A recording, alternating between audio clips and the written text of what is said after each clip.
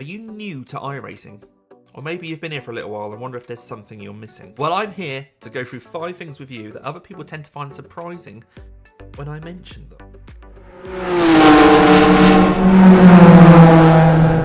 Firstly, hi, I'm Damien Cross, this is the 4X Annex, and this is where we do stuff about iRacing.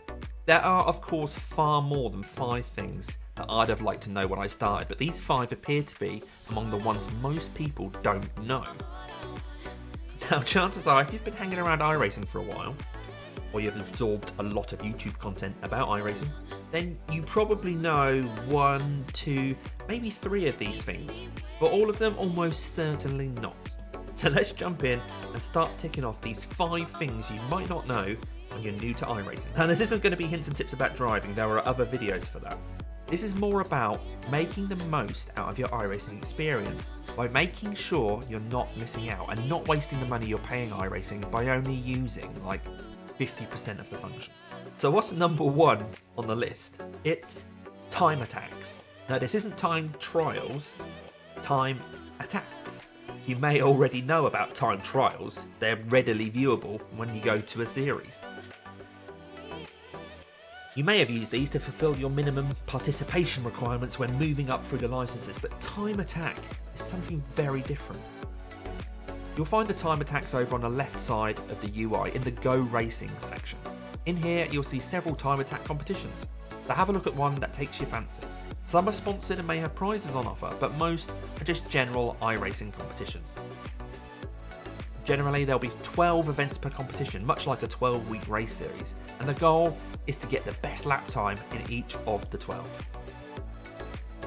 Some, however, will have fewer events, like just 2 in the hill climb/hill descent ones. So what's it all about? Well, once you have the series you'd like to do, you can look at the current lap times for each track. You can then jump into a session and set your lap times.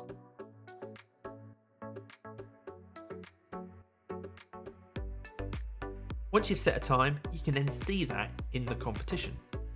And as you'd expect, you can set a lap time for each event in the competition, and that will then give you an overall lap time for the 12 rounds and put you on a leaderboard. This is a fantastic way to get some competitive driving on track without the worry of ruining other people's races or gaining and losing iRating.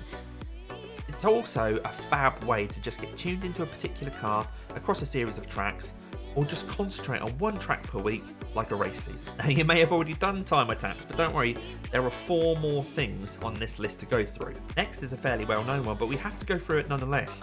It's just not utilised enough. That's ghost racing. Now, it's not officially called ghost racing, but that describes it pretty well. It's where you can join in with an official race in any split, as long as you have the track and a valid car, but nobody will know you're there. So how? Wait, what? Yes, if you'd like to know how competitive you'd be in a race, but don't want to risk your iRating, safety rating, or ruining someone else's day, you can race as a ghost. Yes, that's right. Cars can drive right through you and won't even know you're there. You can run the whole race or just a few laps, see where everyone is quicker than you, where you lose time, etc. But bear in mind the people around you won't be getting a draft off you. So if you're ahead of someone and they don't close up, that would be different in a real race. Now remember, this is an official race, so the other drivers on track will be trying their hardest, but as you're not really there, you won't get caught up in any argy-bargy and won't lose or gain iRating. Of course, it also won't count towards any championships or minimum participation requirements. It's just about getting a feel for your pace. So, how do you do it? Simply find a race session that's just gone live and join it as a spectator. And here's a hint. If there are multiple splits, then the one with the lowest number will be the highest split. Use this fact to choose whether to join a top split, bottom split, or any in between which might fit your iRating. Now bear in mind you will need to own the track and the car in order to take part. When you're in a session as a spectator, you'll need to make sure your controls are configured just like a normal race session. You can then join the track and get ready for the race. If it's one with a rolling start, you can get yourself ready for that by taking to the grid in whatever position you like. And then race. Remember, you're not able to influence the race or interact with any other driver. They won't even know you're there. In fact, you may have already done races where people were alongside you as a ghost. And you had no idea they were there. So what's next? Third thing is this, getting your own clear track in an official practice session. I love this one because it seems like everyone should know how to do it already, but it's one of the most asked questions when you're live on stream or people saying, I didn't know you could do that. It's actually really simple. When you're in an official practice session, you'll see you're in a lobby with a load of other drivers. Each session actually has 15 different lobbies or groups, which you can see if you click on entries. And as these fill up, one by one, it opens a new lobby or group. However, if you want a clear track and a lobby to yourself, or you and a friend, you can manually select one of the 15. All you need to do is click here at the top and select a different lobby called a GRP or group. When you do that, you'll suddenly be the only car on track, as long as you chose an empty one. Now, you're still part of that same practice session, so your lap times will still register and will be submitted onto the leaderboard. This is a great way to get some practice in without having to negotiate other cars on track. Incidentally, if you're keen to get practice in and want to have some wheel-to-wheel action rather than time attacks, time trials, practice sessions, but don't want to jeopardise your iRating, now remember there are always AI races you can do. More about that in another video. Okay, so what's number 4? Well, before we look at that, I just want to thank you for coming along and watching this video. Hopefully you're finding it helpful and you're enjoying it. If so, please do give the video a like. And if you want to see more of this kind of thing or see me race, then do subscribe. If you found this video in particular helpful, then of course you can leave a super thanks. Right, so number 4. So this is another one which is fairly well known but underutilized. And that's quite strange because a lot of people want to try and save money on iRacing, and this is a good way of doing it because you can get up to $10 a season just for participating. That's right, simply by using the iRacing service, you can earn credits. You'll see in your account, simply click on the helmet and then on your name and then find licenses.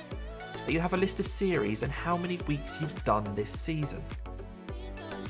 If you complete the season, which means driving in at least 8 of the 12 rounds, then you'll be eligible for credit. For series that require a C or D license, you can earn $4. For the A and B license series, you can earn $7. Do one of each, and you can then earn the maximum amount, which is $10 a season. And with 4 seasons a year, that's $40, which you can spend on cars, tracks, hosted events, or simply on your subscription. Now bear in mind, the 8 races mean 8 different weeks, so you can't do a few races one week and hope that it will be counted more than once. Why 8? Well, it counts 8 rounds as a full season, despite 12 weeks in a season, as only your best 8 weeks will count towards the final results. So there we go, getting paid to race. A lot of real life race drivers don't even get paid. So we're 4 tips down, or 5 if you count the one about doing AI racing, a couple of which you may have already known. So what's tip number 5? So here it is, and it's a bit more advanced than the previous 4, telemetry. So you can record telemetry data on iRacing and view that data for free using some software such as Garage 61. The simplest way to do this and get it enabled is to go through the software itself, and to begin with, use a free software like Garage 61.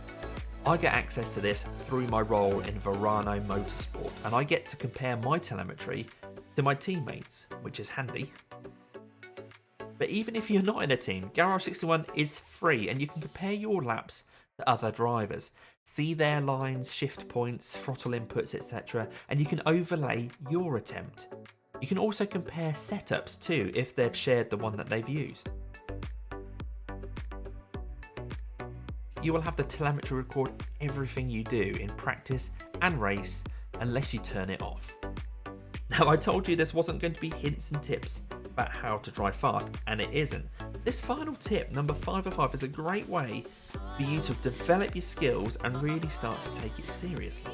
And talking about getting serious, if you're new to iRacing, but you do want to take it seriously, especially the road racing side of things, getting your licenses, etc., and wonder what car and tracks are the best ones to buy, after all, there's no point in buying something you'll never use, then you can see the best car and the best tracks based on real data about how often they're used by watching the featured video at the end of this one. Remember to give this video a like before you head over to that one. And if you want to see more of this kind of stuff, hints, tips, races on iRacing, then please do make sure that you subscribe. But for now, click the video at the top of the screen to find out the best car and top 3 tracks for you to buy first.